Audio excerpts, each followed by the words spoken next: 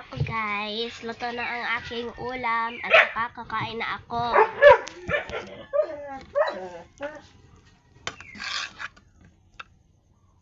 Guys.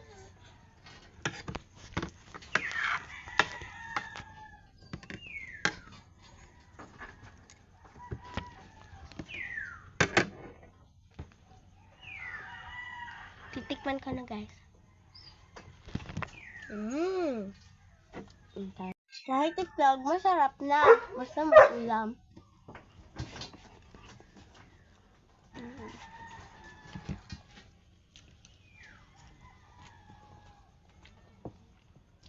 Thank you for watching guys. Bye-bye. God bless. Morning guys. Ngayon ay magluluto ako ng itlog.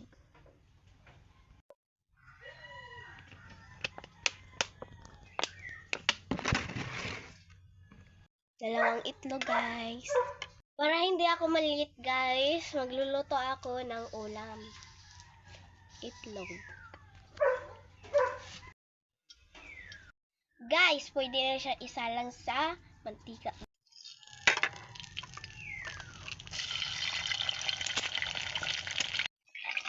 Sin.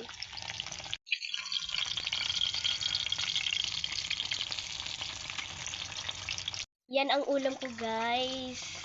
Para hindi ako malate dahil ngayong araw ay Monday.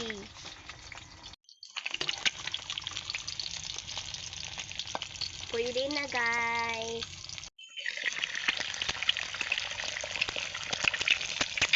Thank you for watching guys. Bye bye.